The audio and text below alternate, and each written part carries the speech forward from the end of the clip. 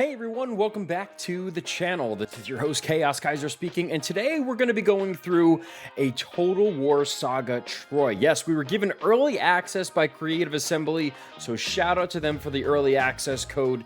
And today's video in particular is just going to be going through optimal settings. So optimal settings that you might want to include while you're out there on the battlefield or going through your campaigns and so forth, and the user interface, so battles, and getting into the specifics of each of the nodes. I'm actually going to do an entirely separate video on, so I'll dive deeper into the game as we progress through it, but there's just so much content to go through with this game that I wanted to split it up. Now, full disclosure before we get into the video, I am no expert in Total War. This is just what works for me. I normally play, as you can see, on hard mode, so I'm not a, godlike, legendary player by any means. But I play the game how I like to play it and in a capacity that I like to play it. So take everything I say with a grain of salt.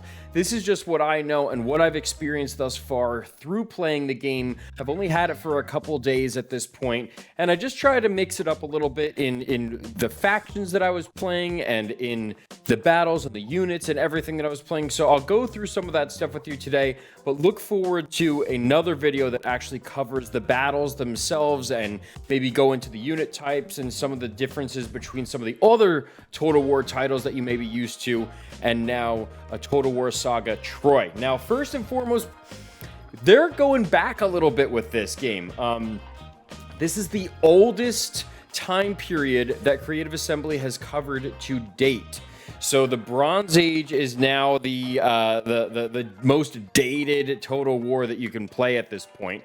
And it is very different in many capacities in comparison to Warhammer, which is the latest title before this, and the Three Kingdoms, which is the other latest title. Those two, it's kind of a mix of both of them, and a lot of people are kind of benchmarking this game in comparison to it.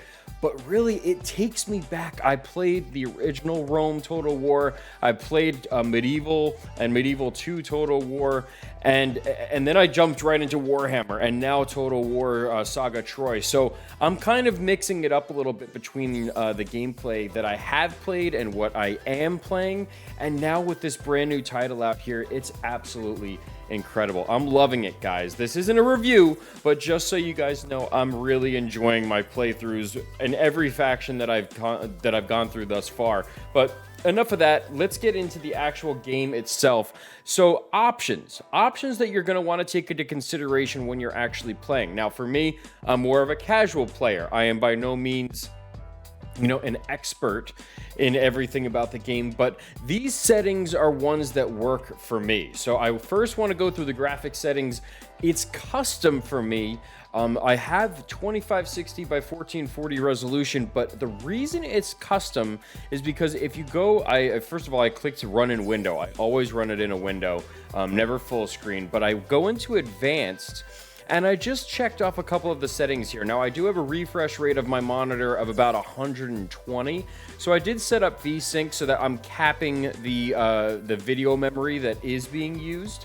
And I also messed around with some of the settings down here. Everything else I left ultra or high or even medium in some capacities, and it runs absolutely flawless. So I really have no gripes about that. But here down at the bottom, you might want to adjust the arrow trails. The arrow trails is one that I definitely think you might want to automatically, before you even start your campaigns, just adjust that.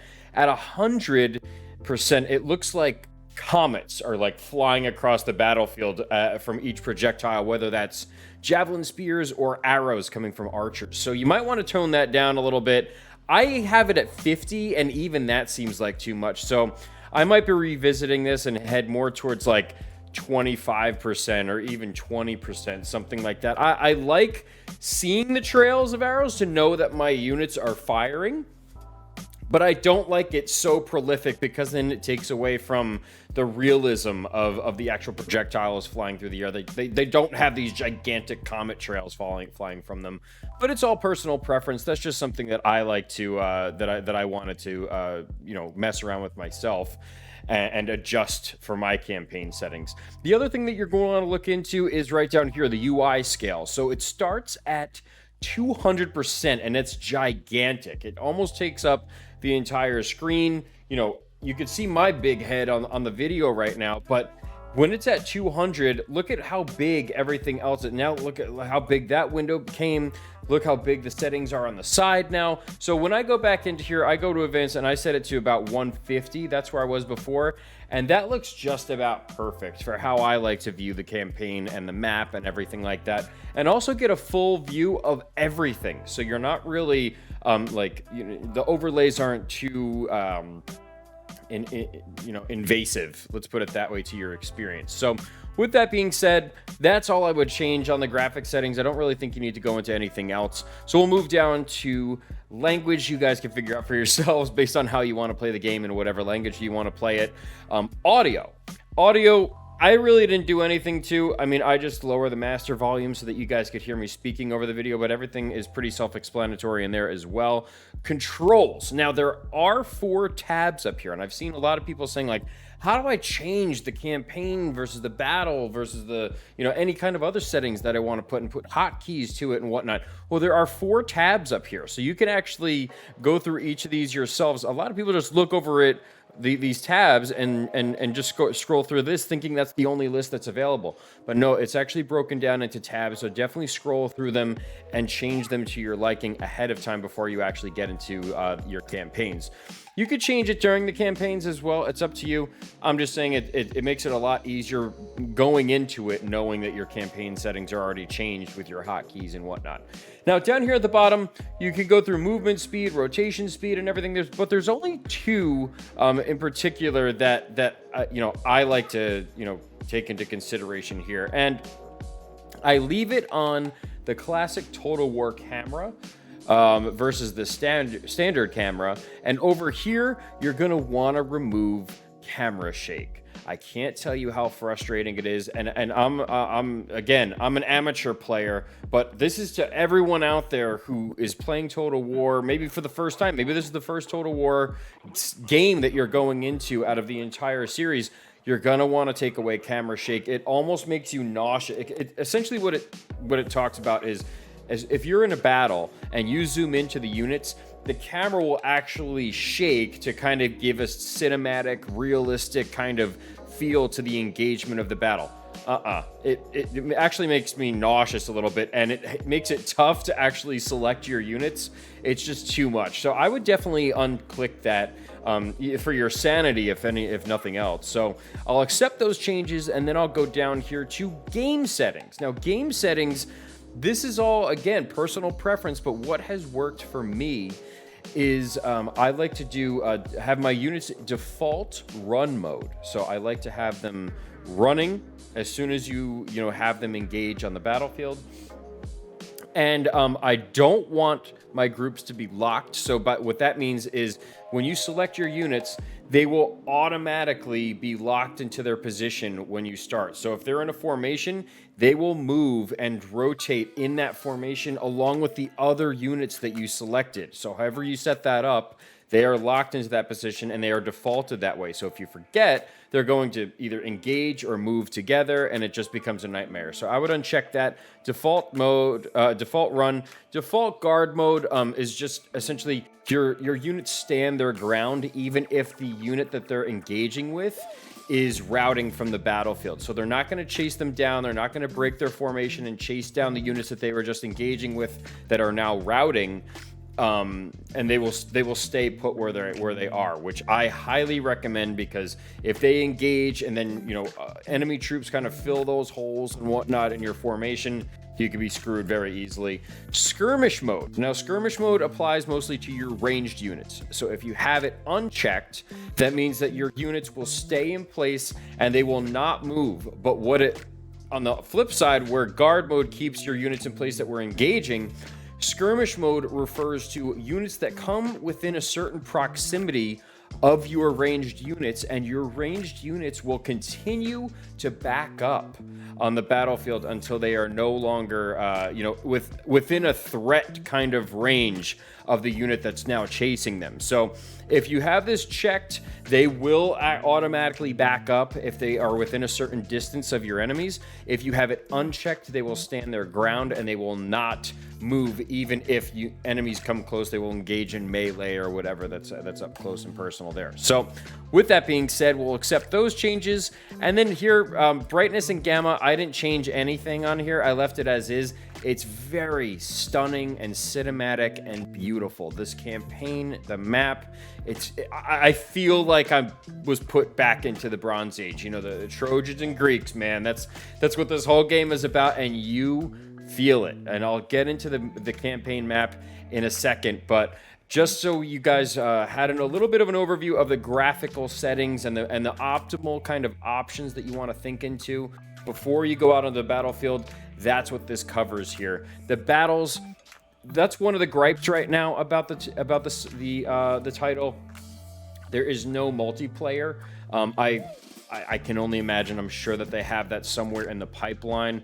And if they don't, please feel free to comment in the comment section below if that's not anywhere in the pipeline. But I highly doubt it that they're going to completely disable multiplayer mode in this game entirely. I'm sure it'll just be later in the pipeline. But you can do custom battles. You could do basic tutorial battles in case you want to be walked through, which I'll do a shorter, condensed version of, but if you really want to get into it, where the advisor will actually come and walk you through it, the basic stuff, the advanced stuff, or even if you want to review your replays that you have, if you save a replay during your campaign from a certain battle, maybe it was epic and you barely won, you were outnumbered, it was a decisive victory, a crazy strategy, something like that, you could save all your replays and view them all here. So that's just for your guys' knowledge. And the extras, you guys can go through that yourself. I'm not going to waste time on it. But that is an overview of the optimal settings. Let's actually dive into this campaign tab, which actually gets you started into which campaign and deciding factors and kind of explain the overview on there. Alrighty guys, so hopping into the campaign tab, we just started a brand new campaign just so you guys could see how this looks. So if I go to the home screen here of selecting a hero, you have 4 options on the Greek side, 4 options on the Trojan side. So you have Achilles, Agamemnon, Odysseus, and Menelaus. So depending on how you want to run your campaign, it gives you a little bit of a precursor here saying, oh, it'll be a normal kind of start. It's not too hard. It's not too easy, versus Agamemnon and Odysseus, which are hard and easy, and Menelaus is normal. Now, if we go into the Trojan side, you get to start either as Hector, Paris, Aeneas, and Sarpedon. And again, just tells you how their starting position is, whether it's easy, normal, hard, or again, normal. But those are the 3 difficulties that you'll be dealing with. So for the intents and purposes of this video, let's do let's start a campaign with Hector. We're on that screen as it is. And essentially, this is your overview before you actually dive into the campaign. So you could still pick a different character if you want, whether it's up there or you hit the home screen and it'll bring you back one screen. But just so you guys understand what this screen and the information that it's giving you, you have your victory conditions down here. So if you click on that, you can actually see what it takes for a total war victory, which is essentially world domination, controlling the map. You have to raise or occupy 100 different settlements, and you have to eliminate these 3 factions. You have to defeat your first antagonist faction. So you're in it for the long run if you're playing for a total war victory. The Homeric victory, though, is a lot shorter. So it says you have to complete 12 steps of your epic mission chain. So in particular, with starting with Hector and with any other character, there are certain campaign objectives that need to be met that constitute part of your Homeric victory. And if that doesn't make sense, I'll hopefully explain that a little better in a second. But so essentially it says, like, you know, Hector has epic missions that need to be completed. He has 12 of them. You need to make sure that they're all done. You also need to make sure that the following factions are destroyed or confederated. And this little button right here, if you click on that anywhere that you see it on the campaign map, it takes you to that location, and it'll tell you that if you hover over it. But just so you guys know ahead of time, that's what that little icon means along with each of the banners of the different factions that need to be conquered, so you can see it as a visual reference as well. Now let's head back here. This is what the overview of the campaign map looks like. You can see where the factions are that you need to destroy, essentially, and where your starting position is, where your allies' starting positions are, or neutral. And then it tells you a little bit of an overview of your faction. Now, this is collapsible, but essentially it just tells you what you need to do and parts of your campaign as Hector that are unique. So, for instance, with playing as Hector, it says we're Priam's heir, so we're going to be trying to gain benevolence from our father, all right, from Priam, in order to control the city of Troy. Now, that's just, part of your campaign and part of your objectives, because eventually you want to confederate Troy as part of your kingdom as Hector, and in the meantime, you're battling against your brother, Paris. So Paris is also trying to gain benevolence from Priam, and you'll see your benevolence level go up during the course of the campaign versus certain actions and missions. And ultimately, once you hit that certain threshold, you can actually confederate the city of Troy, so it falls under your rule, and you can unite everyone against the Greeks and the invasion that will ultimately come. Now, the Aswan League is also part of this campaign, and essentially, the more land you and your allies control, they become a part of the Aswan League, and it's harder to maintain that. That's the whole point that they want you to get from that sort of information right there. And then the army playstyle, they even tell you, like, they recommend how historically the Trojans fought. So Hector's Rock is focused on tough, heavy, experienced, well-armed units which can be used in crushing frontal attacks. So very skirmish, brawly, up front, close and personal, not range, kind of agile, nimble, flanking skirmishers and whatnot. These guys are heavy hitters. That's how you want to play this faction, because he has buffs that will support them. Now, it does tell you what heroes you can get. So it says, for instance, you cannot recruit an archer skirmisher in this. Paris is an archer skirmisher, so kind of makes sense in that capacity. And then you can obviously go through the other ones, and I'll tell you those as well, and as well as the unique faction units that are specific to Hector as your main character for your playthrough. Now, it does give a little bit of an information about the background of Hector and some of the stuff that you start with as a result of playing this faction. So it says 10% morale to all units in your own territory, and you also get 5 gold per turn. That's just overall, that's part of your campaign and how it starts, so just keep that in mind. Campaign, it tells you a little bit of an overview before you decide what difficulty you want to select down here, what the campaign means. So if I select a different difficulty, it tells you, oh, okay, so you want to play normal. This is how it affects your campaigns and your battles. If I want to say normal campaign difficulty, but hard battles, you can kind of mix and match to your liking. Let's say you're great on the campaign, you're good with the map and everything, but you suck with micromanagement in battles, and you don't know what to do with your cavalry, if there is any cavalry, and you don't know what to do or where to place your archers, then you could put this at a lower setting.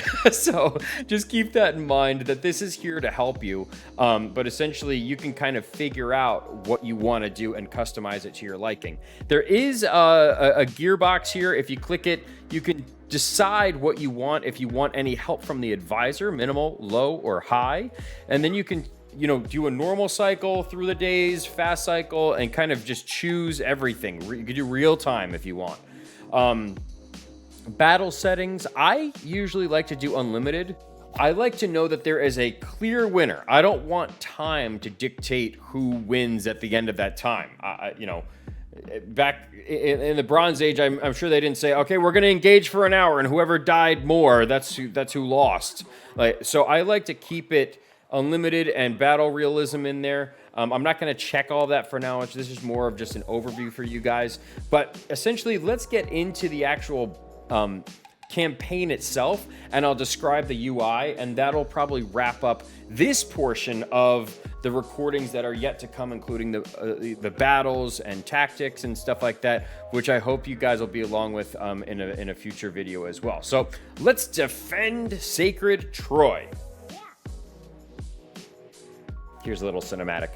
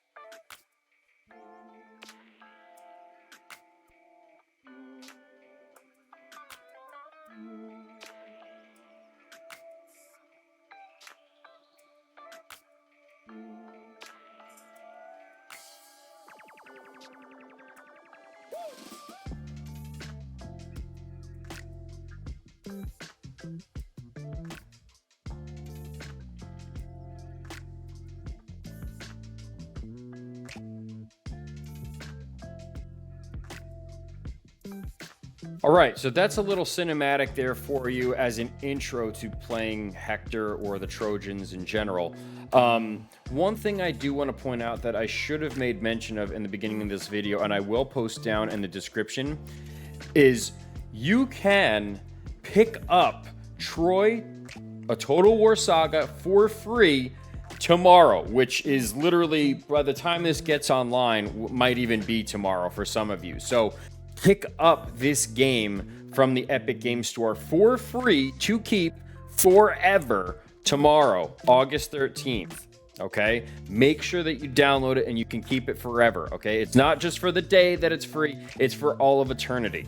And I know a lot of you have gripes with Epic Game Store and whatnot, and you know, if you're trying to get back at them for you know, taking away some sale money from them, now's your opportunity.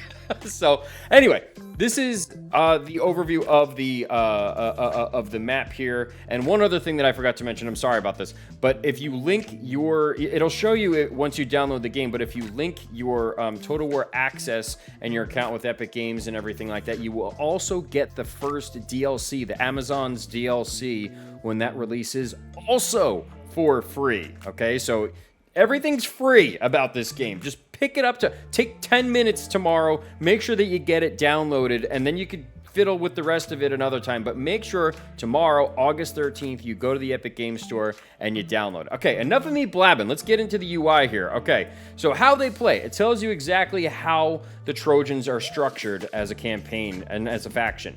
So he seeks to determine which of his sons is worthy to inherit the throne.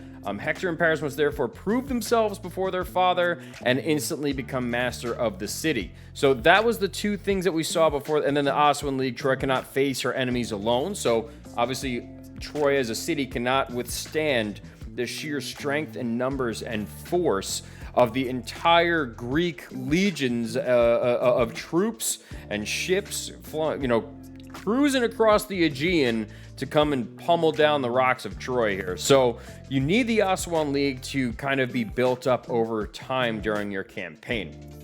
So it's up to Hector to gather a host of allies in defense of his father's kingdom.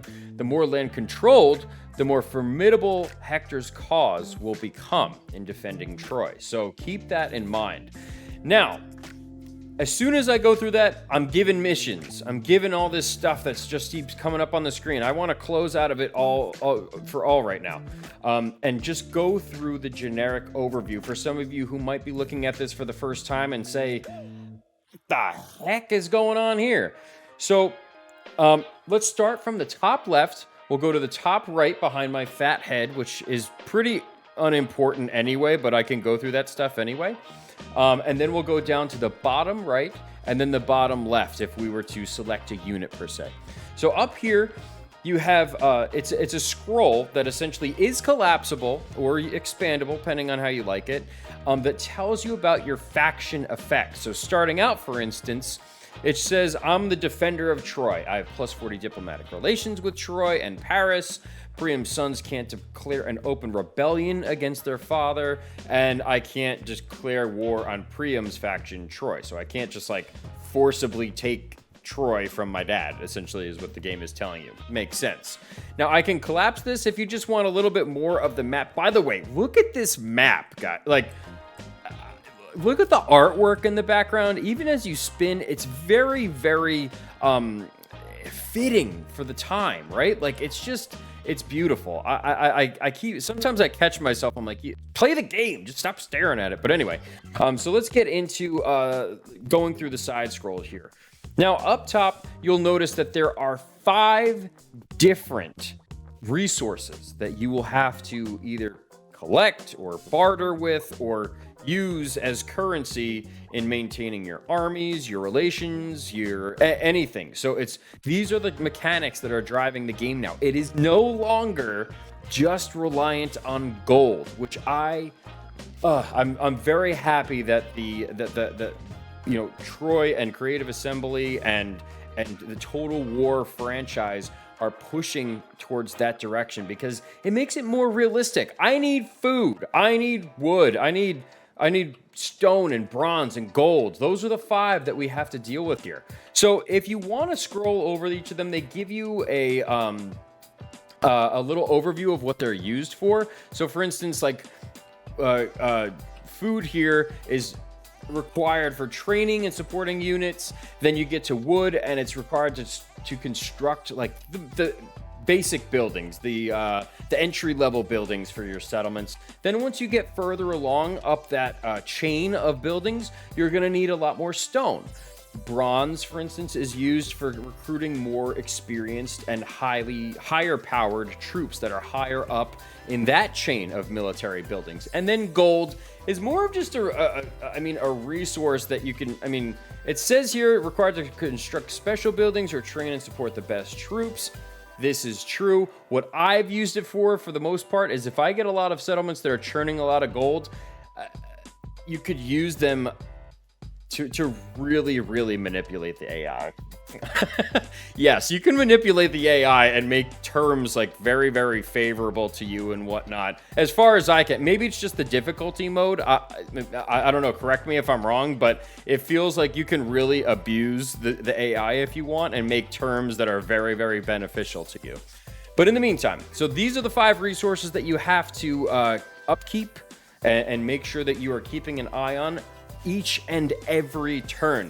You can operate in deficits. So under here, it'll show how much you're either collecting or losing every turn. And what affects this is what you have going on in your settlements, your barter or trade agreements with other factions. And then also, really the only one that'll affect your food upkeep is how big your army is. If your army is too big, obviously you're going to be operating at a deficit. So you're going to want to manage that very closely. Now let's go over to this icon here of Hector. He is our faction leader.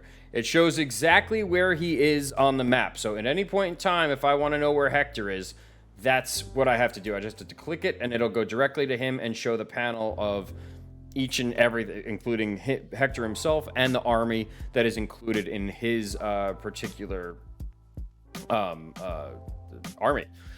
So up here, if I click on the faction summary, so the faction summary is just an overview. This is a static panel. It's not going to change anything. You can't scroll through anything here, but it literally just gives you an overview of what's going on. So it tells you what will happen between each turn, similar to how you can view it up here. Your faction effects, which you can, which I mentioned, you can see over here. It does show one more that just says that Hector as a hero can construct siege equipment.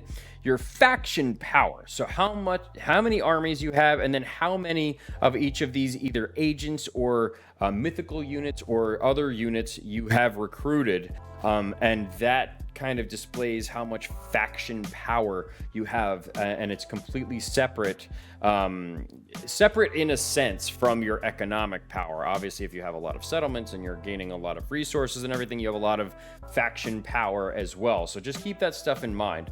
Diplomacy, this is just an overview, so you can see, at a moment's notice, who your military allies are, indicated by that symbol. Defensive, who you're at war with or your enemies, and your trade partners, which I think is awesome. So we'll get into the barter system and everything. I don't know if I'll do that now because it can be a lengthy video, but just so you know, you can have trade partners that are either single transaction, or you can make transactions with other factions that have a duration of multiple turns. So we'll get into that at some other point. But right now, just to show you what's going on, the records, you guys are probably familiar with this versus how it's kind of set up in Warhammer 2. You know, for instance, that's the last one before this that I played. How the event feed will keep populating, and then it'll tell you over time between each of these turns that you take, how all of this stuff changes. So the regions that you control and everything like that, how it changes throughout each of the different turns that you take. So if you conquer more land, or you discover more factions, or settlements or whatever, it'll display here for you. Now on the statistics, this gives an overview of literally everything about your campaign. Historical, what's coming, what to expect and whatnot. So it kind of shows this stuff like your income. It shows your current income, which again, we've seen up here. And then it shows your expenditure, your forces, how many units you have, the battles that you've fought, and how many you've won versus been defeated in. And then it goes into even aftermath. How brutal of a leader are you? Do you raise everything and just blow it down to the ground? Or are you merciful and you just occupy it and take it for yourself and keep everyone where they are? It's entirely up to you, but essentially this panel is there so that you can see everything. That's the main point that I want to drive home. So again, Hector, faction summary, Treasury is just showing, what you're engaged with, whether you have trade agreements that are in place that shows how much wood you're gaining each turn from these trades, and the details that surround them. Again, there's so many different ways to view the information for yourself in your trades, your expenditures, your upkeep, your everything. So there's really no excuse to not know or not realize how you're managing your economies. You should always be keeping an eye on this stuff. So with that being said, let's head over to the objectives. Now the objectives, again, this is what I showed you on the original campaign map. It's literally just a summary.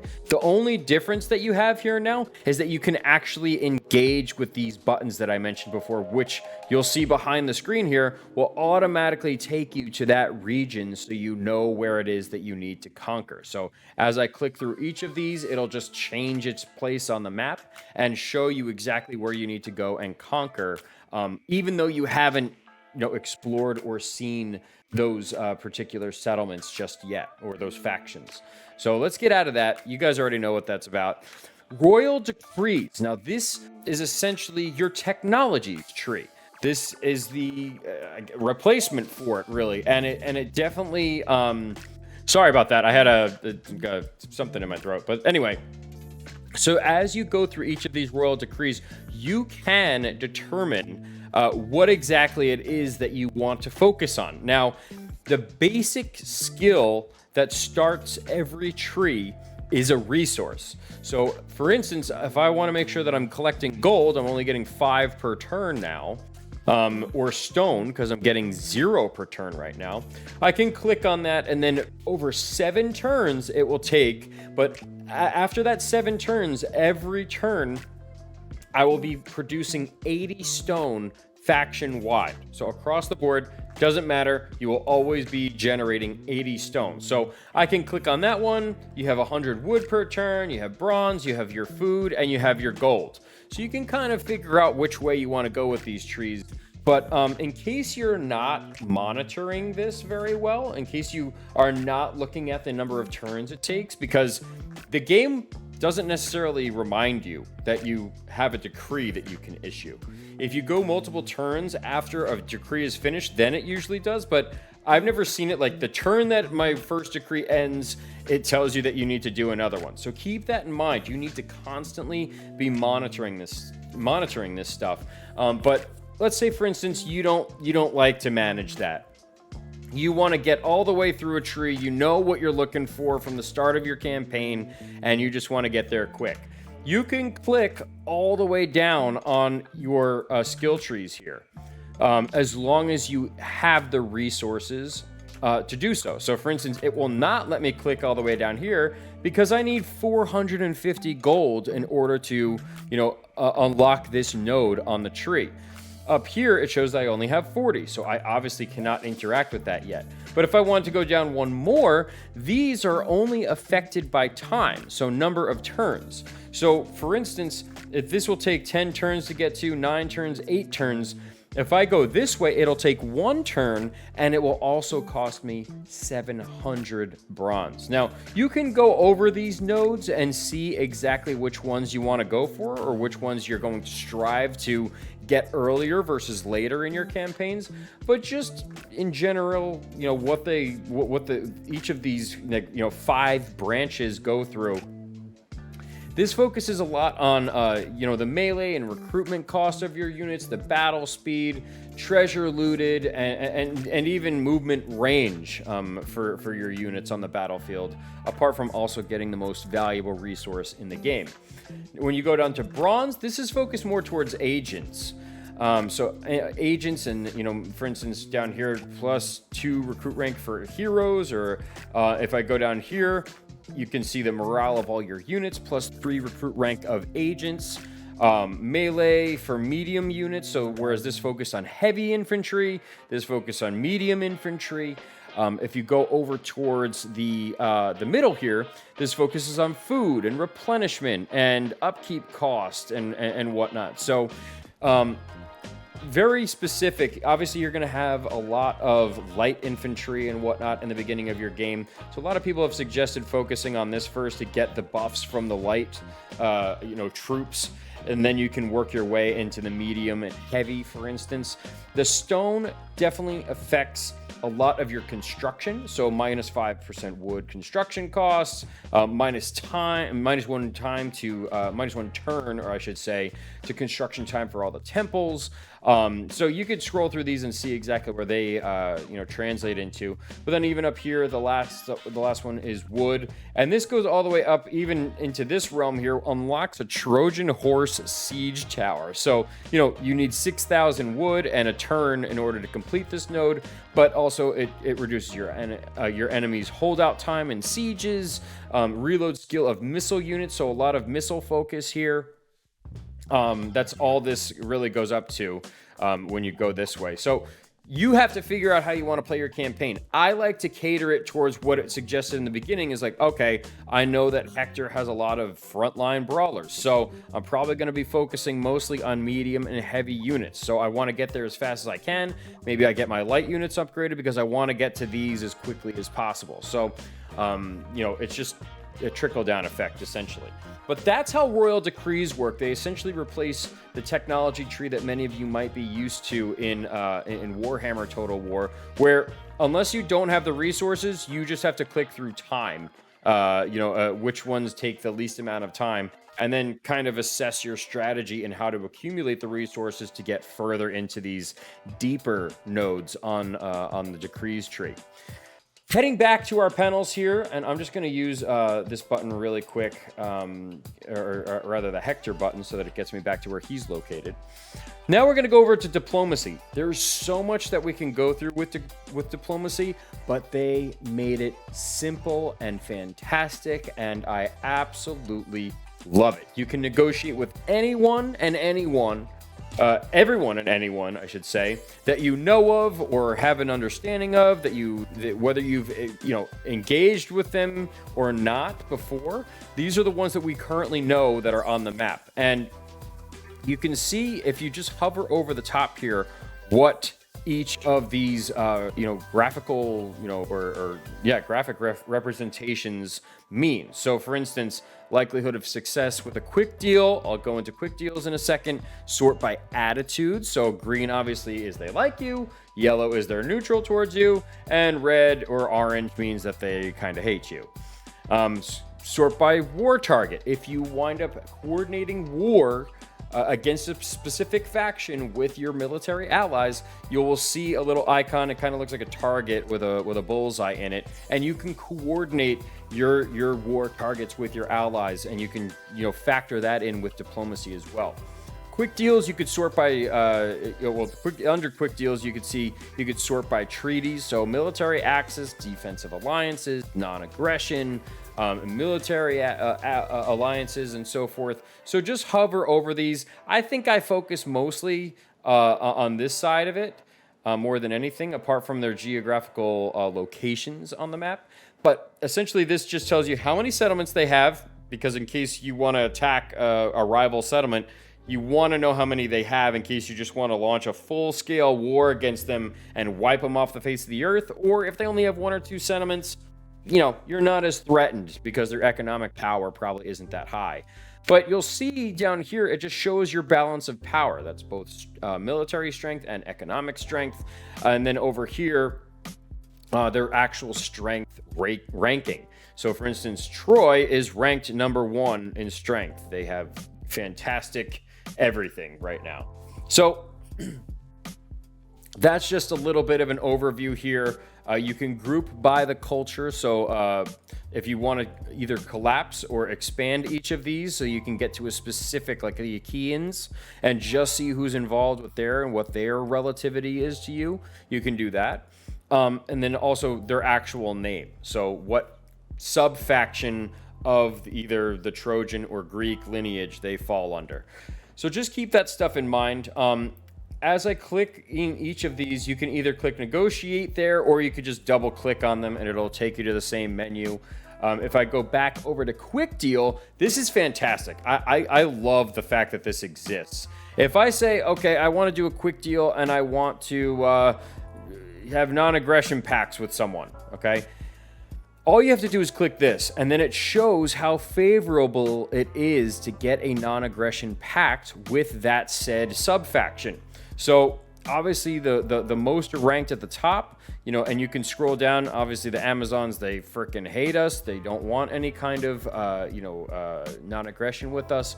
But then you can scroll through each of these and see, who's willing to have a defensive alliance, who's willing to have a military alliance, who's willing to confederate. Is anyone willing to confederate? So just keep that stuff in mind. And if you are at war, for instance, I'm at war with Macaria, what the likelihood is if I were to approach them right now and say, hey, let's resolve peacefully.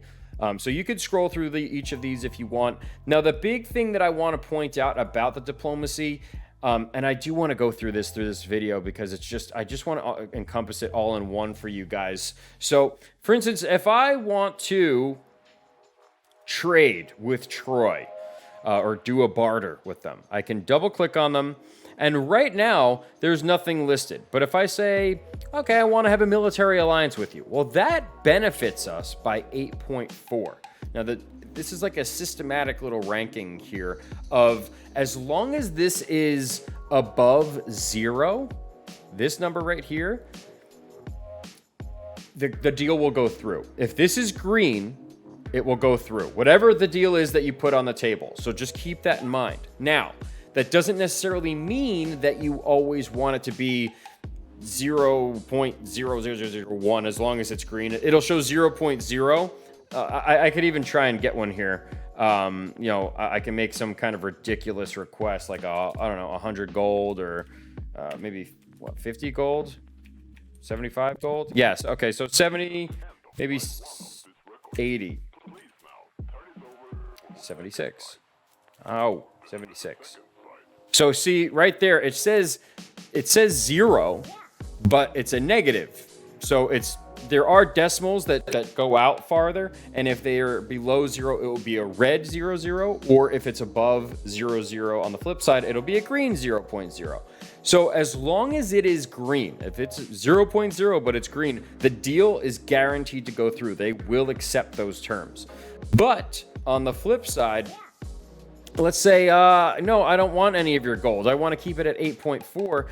That benefits our relative ranking and our future types of pacts and trades and negotiations with them. If we say we just want a military alliance, we know that clearly benefits them more than it will benefit us. So for instance, if I said, okay, I'm just going to give you all of my gold, and I don't really care about the repercussions of that, you could see it went up by 0.3. So the trade value, as you can see in there, went up 0.3. So now instead of 8.4, it is 8.7.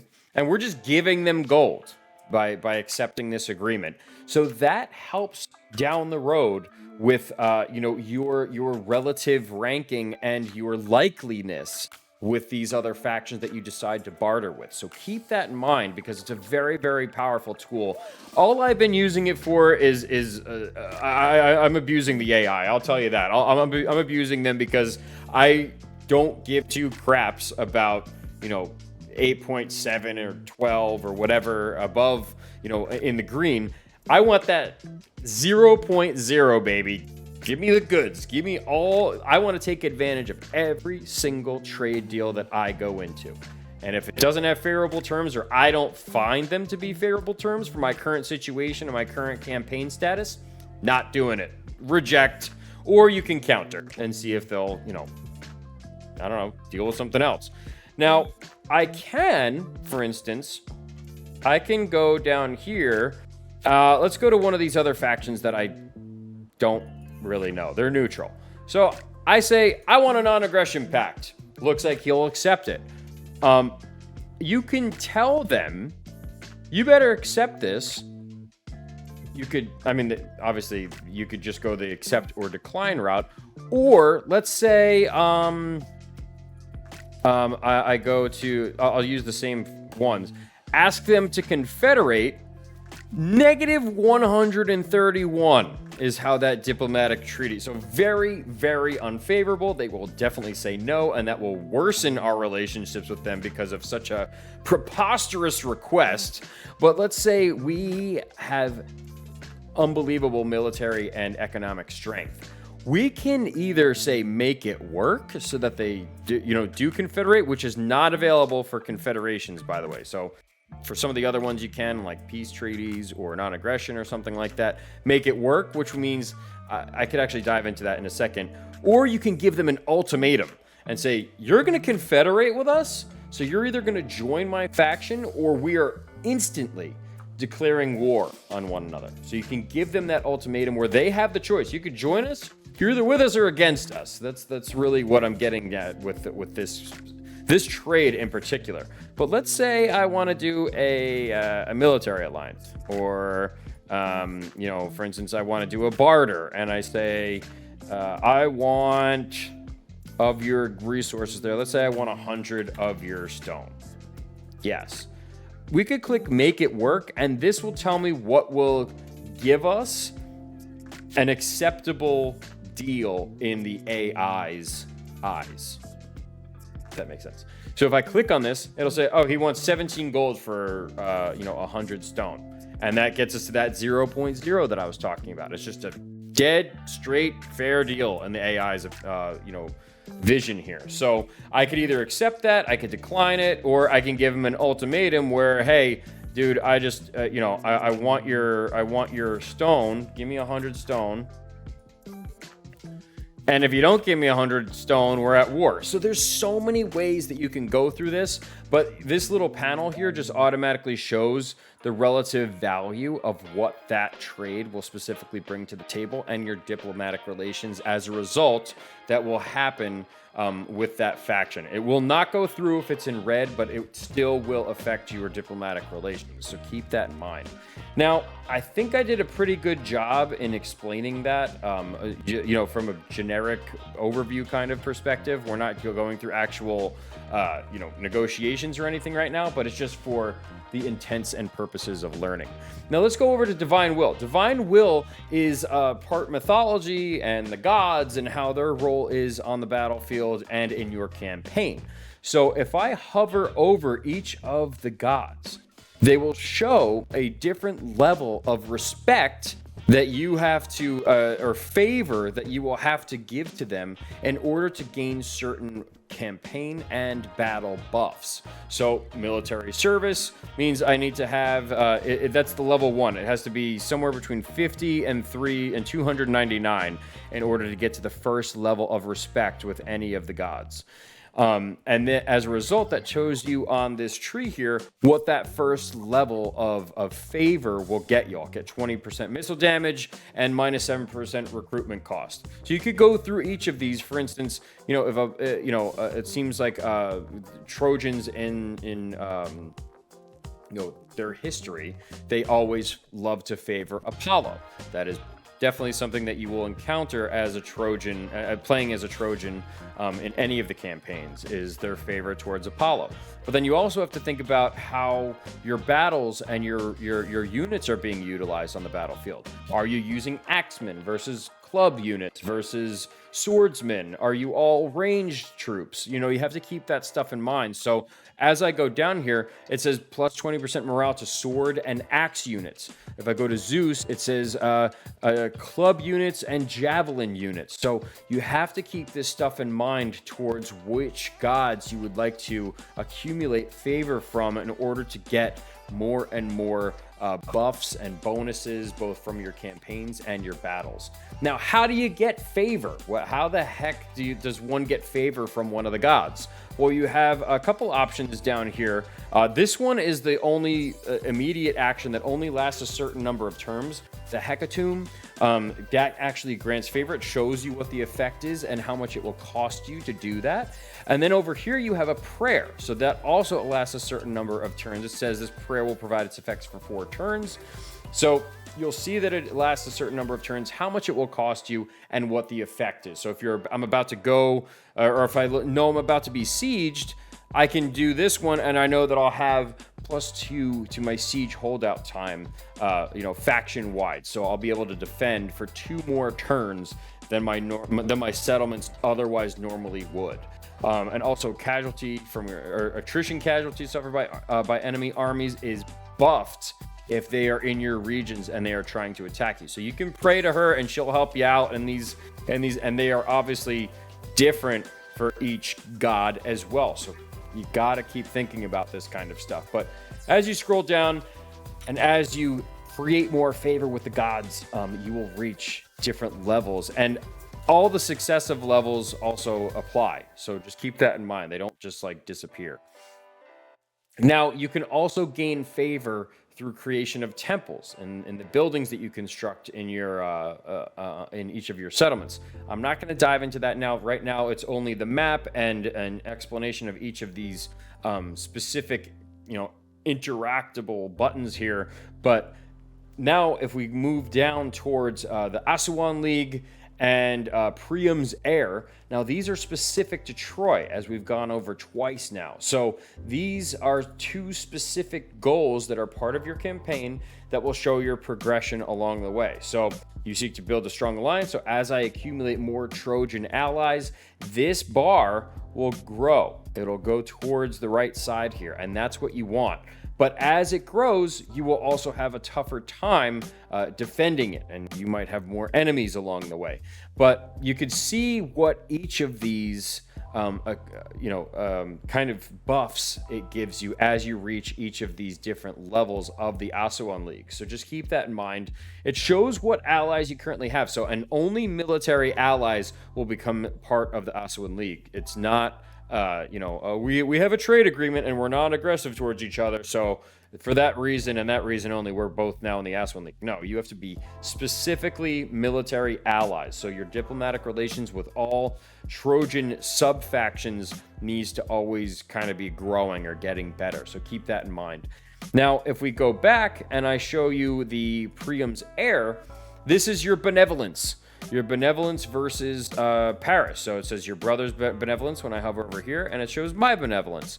How do you gain benevolence with Priam? Well, you could read all these. All of these will show you how you either gain or lose benevolence, and essentially you reach different milestones before ultimately becoming the heir of Troy. Now, this is specific to the Trojans. Okay, so you do an Achilles campaign. There's no heir of Troy aspect of your campaign.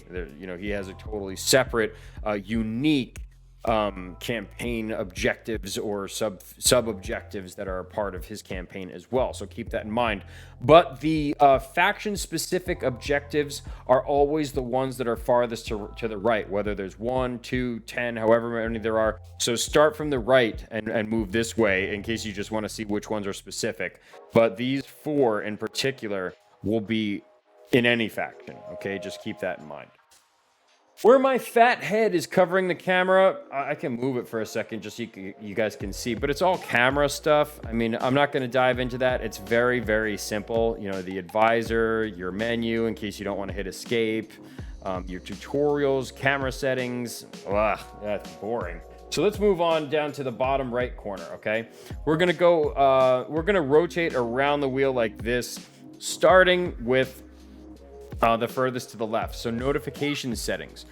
Over each turn, you will gain notifications that come down here. What notifications do I want to be displayed? Do I want all of them? Do I want none of them? Is it a challenge? Is it, will it help me become more aware if I unselect them? It's all up to you. And you can go through each and every one of these and either select or deselect them to show up in your notification menu. Totally up to you, under your discretion, but just so you know, that's where that is. Events. This just tells you what happened during the course of the last turn.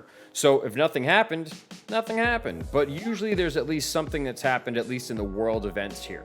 So I'll click through to the next turn just for the intents and purposes of this. We have 2 notifications that I'm going to ignore, but I'm going to specifically show you the events and move to the next turn, and you can kind of see how that plays out. So up here, you can actually, as it's scrolling through, I can either pause and keep it where it is because I want to adjust something or see what's going on. I can resume.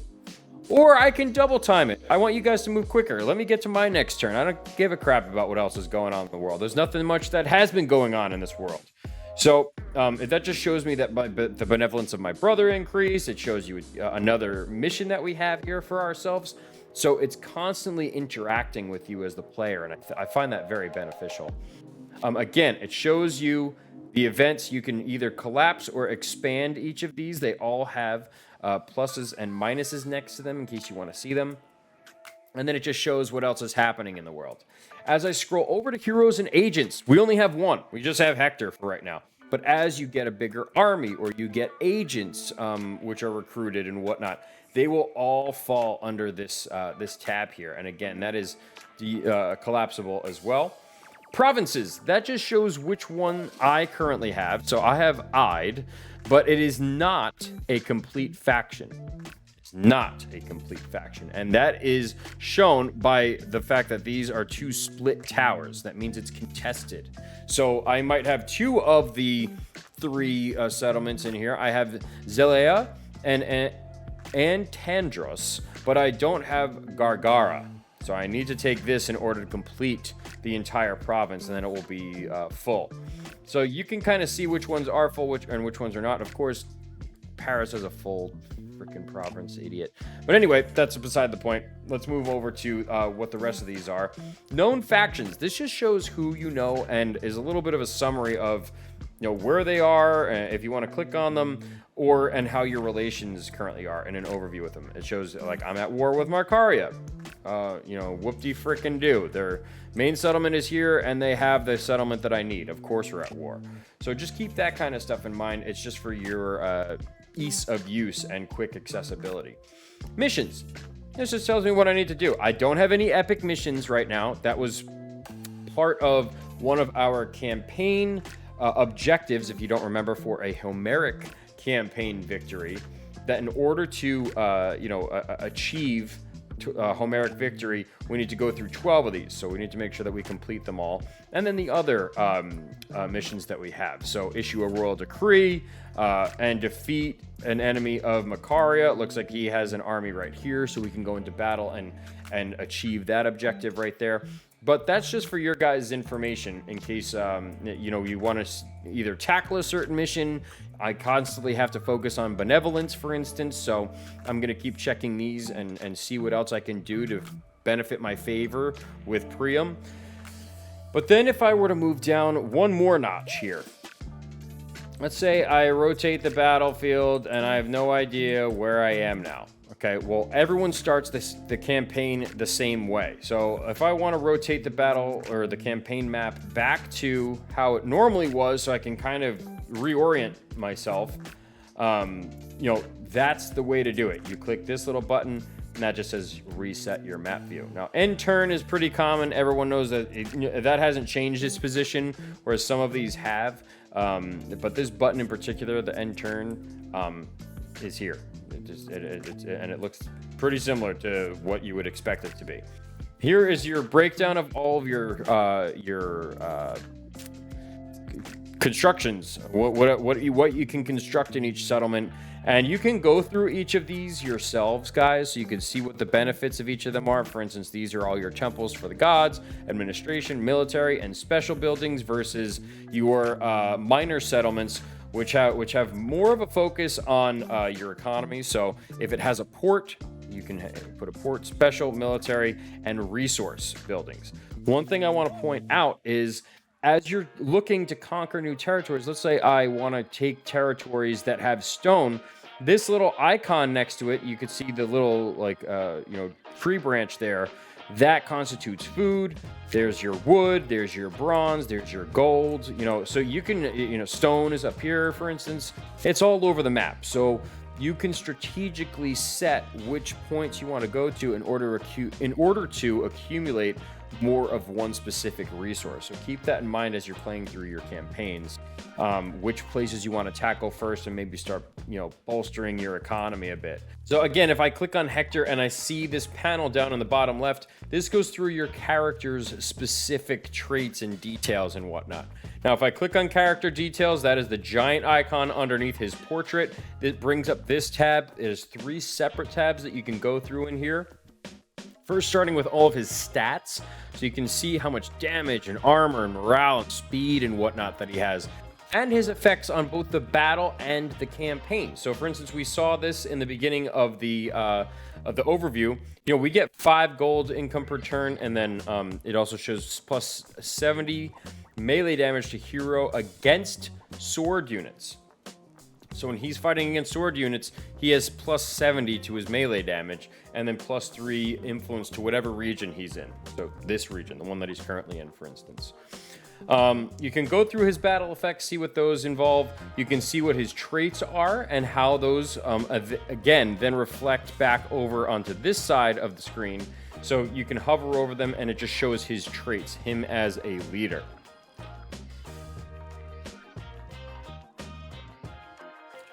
Now, if we scroll over here, it says some of the attributes that he has. He's a siege attacker, he can hide in forests, he's immune to psychology. He has a buff that you can use on the battlefield, and you can read through that yourselves. And another buff or ability that he can use on the battlefield. It also shows in the top right corner, you can see that 1 that's in the top right corner of the panel. That's how many times you can use it during a battle. So don't think that that's like some strange characteristic there. That's how many times during a battle it can actually be used. If you, for instance, use this 2 times, you're done. You can't use this ability again. But let's move over to skills. This is your hero's skill tree. So let's say I engage in combat. I'm going to auto-resolve. I know everyone hates auto-resolve. I hate auto-resolve, especially when I'm playing through a campaign and whatnot. But I'm fighting this guy, and I have 95% chance to win this battle. Let me auto-resolve it. Hopefully I'll get a skill up from this battle. You get a nice, awesome little cinematic. There has to be a blood and gore DLC. There has to be, right? Right? CA, could you please confirm to me that the blood and DLC is coming? I'm pretty sure it already is in the woodworks, but there you go. Decisive victory. We get some food and experience. You can see your battle statistics down here. You can either replenish your units by 11%, which I'm not going to do, plus 8% morale, or 316 food. I'll take the food. And we defeated the enemy, so we successfully completed that mission. We are given now another mission on top of these, and it just gives you a little bit of a summary of what just happened. And then it shows who you killed in battle, so there's a lot that comes up even as a result of a battle there. And there you go. There's the skill tree. So with the skill tree, you choose one side or the other for each of these panels as you progress through your different ranks. That is what's different in comparison to, say, Warhammer, where you just have this spider tree and you could kind of pick and choose what nodes based off which ones you unlock and this, that.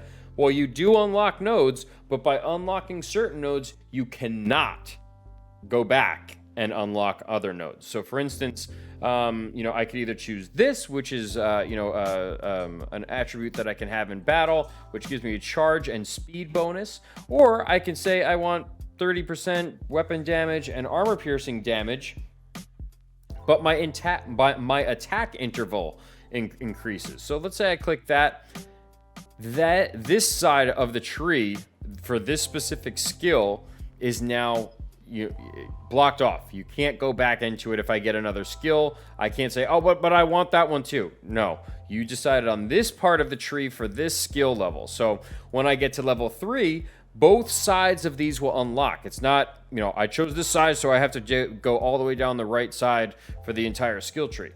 Each one, you can choose either side.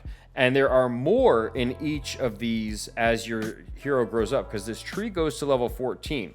But as to how many skill points the hero has, I believe it's still 40. I'm not entirely positive. I just want to say that for now. Let's go, Warhammer skill points 40, unless you have a mod, in which you can unlock some of these other sub nodes or characteristics that will help you. But for instance, I do ammunition here, and then I do reload skill and armor piercing. So I capture this entire node. Now I want to go down the entire tree first and then back into some of these peripheral nodes, but it's entirely up to you how you want to run that. Moving over to equipment. Now, one thing I noticed a lot of people didn't take notice of as they were going through their playthroughs and whatnot is your equipment and your followers' items, how to recognize whether you have either a mount or an item that you haven't equipped yet. And essentially, this will glow gold. See how there's a little gold glow on all of these? That will be the case for each of these boxes or this rectangle up here. It will glow gold and then or orange. And as you click on it, you can select what that is, and it takes one turn to equip. It doesn't take any time to unequip. So just keep that stuff in mind. So that's a little bit of an overview on Hector specifically as a character. You can change his stance here, which gives different, attributes based off whatever stance they are in. So you can surprise your enemies and have a lot better chance at winning a battle by going into ambush. You can force march, which will give you extra campaign movement at the sacrifice of, being tired in battle. You can't initiate battles. It's essentially just to get you there further. You can raid in other provinces, and that comes with attributes and negatives as well, so you can read through those yourselves. And then encampment. So those are the 4 other options that you have as opposed to normal stance. You're ready for random, you can engage, you can do whatever, it's just a normal mode. Now, as for the rest of this panel here, movement range. So this tells how much movement Hector has left. So for instance, if I click to here, let's say I want to go in the water, it shows if you look over at the movement bar, it shows how much movement that takes up based off how far away from my character I'm going. So if I, for instance, say, I want you to take Gargara, and I still have a very favorable battle here. I'll do this again so you guys can see the cinematic. It's pretty sweet. Go ahead, Hector. Stab him. Ooh.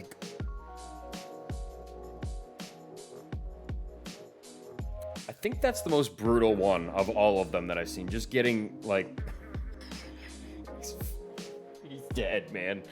Man, is he dead. Anyway, moving on here. So we got our rewards for the victory. our summary down here, and then we can choose what we want to do.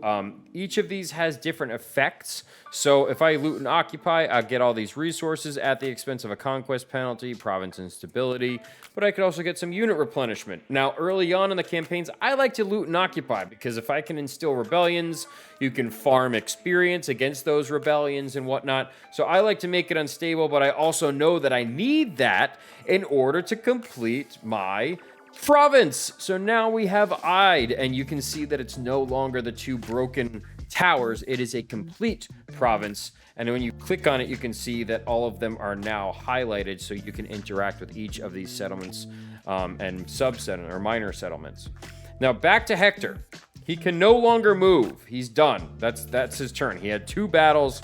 He's wiped, and his units are replenishing now. That's what that yellow on the across the green is. And that's happening in this settlement right now. As for here, this just shows his equipment. So again, I did go into the equipment tab here. Hector's armor and Hector's sword. Well, these 2 little icons are the same exact thing. And it just gives you those attributes of what each of those pieces of equipment do right on the screen, as opposed to having to click in on everything and see how that works. But in any case, just a couple last minute things here about this. I don't want this recording to go too long, but this is all for newbie kind of players. Just a couple things to take into consideration. Anytime there's an anchor next to the settlement, that means it has the capability of constructing a port. Anytime there is a glowing red hammer, that means it has the ability to construct something there, meaning this, or even upgrade something if you have the capability to do so. If you hover over the banner, you can see what resources are being produced there, the happiness detail, and what factors are attributing to either the happiness of your settlement or everyone being pissed off in your settlement. So you can kind of see what factors are related to that. And then also your garrison strength. So this is how many units are in my garrison, and this is the condition of the garrison. If they just fought a battle and they were in a siege, this might be orange or red, meaning that the garrison needs some time to recover. Like, there are a lot of units that were wiped out and they need some help, so you got to let them go. Again, you can hover over this too, which kind of shows that this is the province capital, versus if I were to go up here and I hover over this gold mine settlement, so you can see what gold mines, or what kind of resources you could get from each of these provinces and subs or minor settlements and whatnot. The only difference, obviously, between the settlements that you own and the other settlements that you're looking at is your relations with that faction. So if I'm clearly going to be going to war with these guys at some point, I know that I'm probably going to want to head north and take them out, and you can see what your diplomatic relations are and if they're getting better or they're getting worse, and kind of make your decision according to that. I'm pretty sure. Let's talk about the Fog of War. Okay. I wish I could do it in, maybe I can do it in one turn. We'll see if I can force march or something like that. But essentially, the Fog of War is one of the most awesome aspects of this game. And can I maybe get him to? Yes. Okay, so let's just go over here. Now, before I actually show how the Fog of War looks, because it's just so aesthetically pleasing, there are certain markings on the map that you haven't been able to see just yet, but can kind of give an indication of what's over there. So these little houses just are for minor settlements. These giant-looking castles are for capitals and the cornerstones of each of the major provinces and the sub-settlements that surround them. These little icons correlate to your resources. So what resources are abundant in these areas? So you can say, oh, well, I need gold. Okay, so I can either go that way, I could go that way, or I could just take this guy's settlement and I know that I'm going to get some gold. Well, maybe I need bronze or wood or stone. Well, here's bronze, for instance. And all of these have, certain meanings, obviously, behind them. For instance, like this urn that's over here, or the deer that's over here. So you can interact. Obviously, there's something over there. I haven't seen them all yet, but there's something over there in case you want to check it out. So it's all about exploration, really, in this, in a lot of sense of that. But just keep that in mind, that these are all interactable once you have them visible through your Fog of War. But now let's actually go through. I'm gonna force march him down to here so you can see this entire coast is about to light up. Check this out. Look at that. It just burns it away. The papyrus paper. It's just, I love it. I love it. So as you can see, I said to myself, okay, well, I wanted, there's the gold, that symbol that was right there. And look, there's a settlement here, and that is the specialty resource that you can get out of this settlement is gold. So there's a lot of intuitive stuff here on the map, stuff that might not necessarily be explained, but you can check out for yourselves and kind of figure out and just go through. And that's what I did at first before I even got into the turns and the battles and everything like that. I was just looking around. I was just checking everything out and seeing what does that do? What does that do? What does that do? One thing that I do want to, and the last thing that I'll point out, just so we can finish this video for now before the next series, which will be all about battles and whatnot, are the units. Now, I'm a little upset about how these look. These kind of look a little dated. And I would have liked a little bit more detail in the character or the unit tabs here. Now, you can click them and they will stay on the left, so I'm glad that that feature is still in there so you can check out their stats and whatnot. But I just feel like aesthetically, like maybe put a background behind them or something based on the region they're in, or like these bland orange backgrounds and these very, very basic looking, health bars and whatnot. It's very picky. It's very minor. It doesn't really take away from the game for me too much. I'm just saying, and maybe they will implement it more, but it kind of looks, and maybe it was intentional. I don't know. Maybe they're just thinking simpler times, simpler UI, like maybe that was part of the strategy, in which case I just got, oh my gosh, I might have just gotten. Anyway, so just keep that kind of stuff in mind, the aesthetics here. One thing I will point out about the units down here, for instance, as you hover over them, it will show all of their relative, what they're good against, what they're bad against. There are 3 weight classes, which I will tell you now. You either have light, medium, or heavy, which I explained earlier as we were going through the decrees tree. But don't forget, and I've seen a lot of people forgetting this as they're going through it. Obviously, if you have a ranged troop, there are now range, statistics that you have to take into consideration versus any other troop that is just melee based.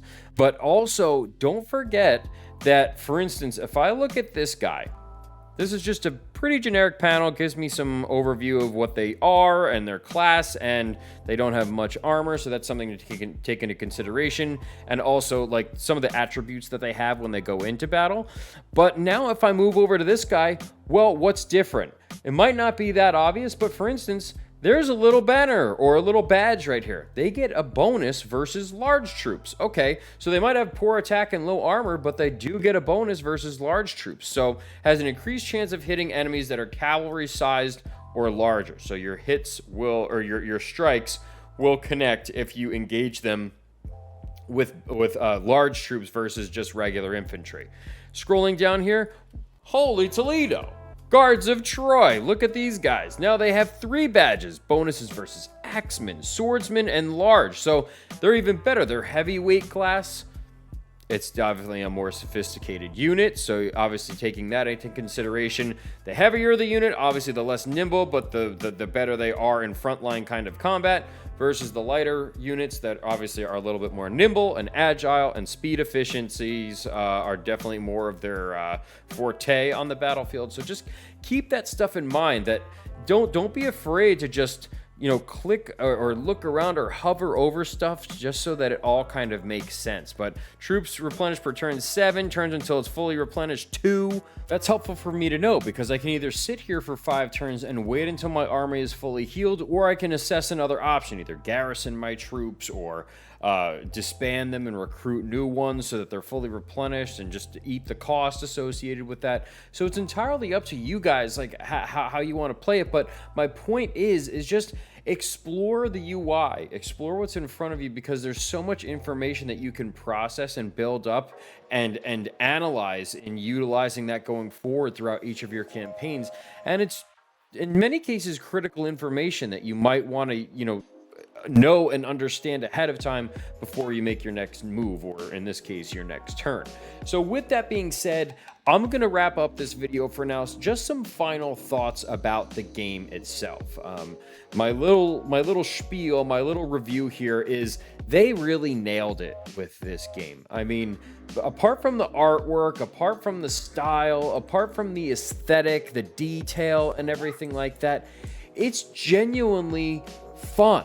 It's a fun game, and it's free tomorrow. So you make sure you pick this game up, because the amount of playability, the content itself, and the number of times you can go through. I mean, there's infinite numbers of combinations of how you can go through each of your campaigns. You have 8 different options, but you have infinite number of things that can happen between one campaign to the next, and you control how that works. You can control certain aspects of it, and the AI kind of reacts to that. So based off your decisions, you can make a completely new campaign every single time you play it. And I think for the replayability, the historical accuracy, that's another point I want to touch on.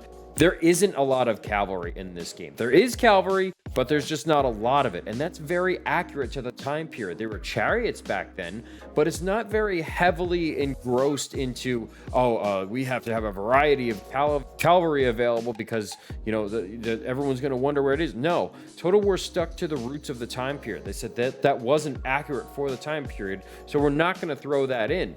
Now, the other aspect of it is inclusion of the mythical units and whatnot, but I think that's an added bonus that kind of could and or should appeal to that itch that some of the Total War Warhammer players are used to, like having that extra little bit of a different, unique kind of unit out there on the battlefield, something that provides some kind of magical extra aura to the setting that we're in right now.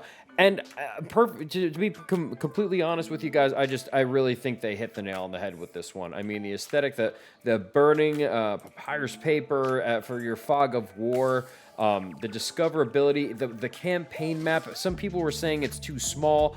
I think it's rather large. It's pretty fitting. And if you're talking about a saga game that focuses on here, what more on the map do you want? Like, I really feel like they tackled this appropriately, and it's just very fitting. It feels right. The detail, it puts me back into that time period. And when we get to the battles and everything like that, you'll see how detailed they are, even in the battles and the maps and everything. The battle maps are large, and they're fun, and they're interactive. There's choke points and height differentials, and I'll show it to you in the next video. But they really hit the time period and the geographical location very accurately representative to the time period that we're looking at here. So hats off to Creative Assembly and everyone that worked on the Total War, that works in the Total War franchise, for creating this game. All these sub-factions and whatnot, like, I didn't even know they existed. As far as I was concerned, I knew it was Greeks versus Trojans, and there were all these sub-factions, but you learn so much even from playing games like this, just whether it's geography or names and people and relationships and stuff like that. It really provides more value than just like, this is these guys beating up on these guys, world domination, game over.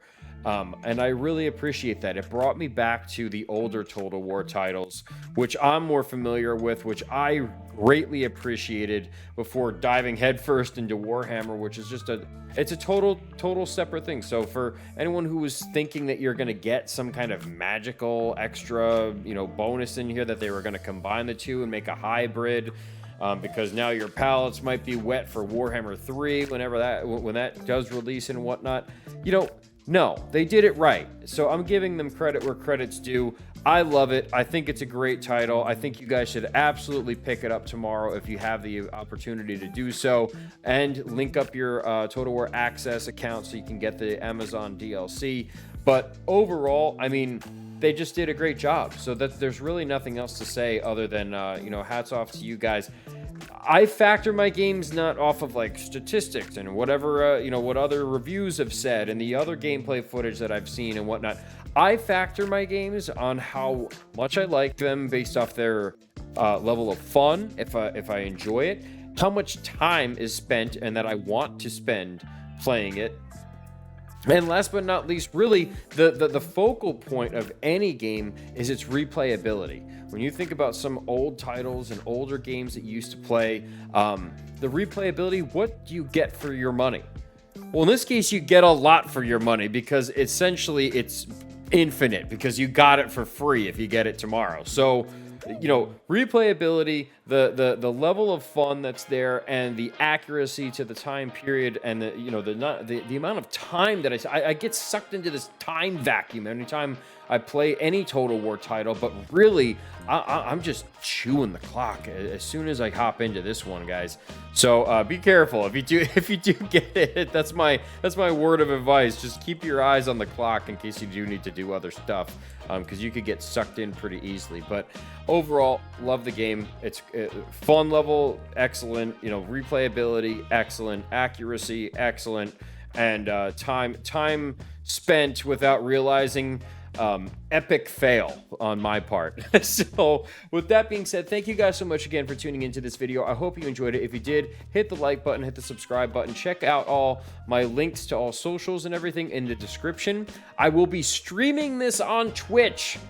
I'm going to say that a bunch of times. Twitch. So I'm going to be streaming this on Twitch. I'll leave that link down there for you, so you guys can hop in and see my schedule on there and everything whenever I go live. I hope that you guys decide to take these journeys with me, these adventures through Troy, because I'm going to be playing a bunch of the campaigns and mixing up the difficulty levels as I progress through and feel more comfortable with it. So I hope to see you guys there. I would love to have you guys there, especially for extra support and whatnot. And if you guys have any kind of extra information, please let me know. I love hearing what you guys have to say. And yeah, thank you for all the support up to this point. You guys are the best. I really do appreciate it. Thank you for hanging out with me today. Remember to be healthy, stay positive, and game on. All right, guys, thank you so much again for tuning in, and I look forward to seeing you all on the next one. Take care, guys.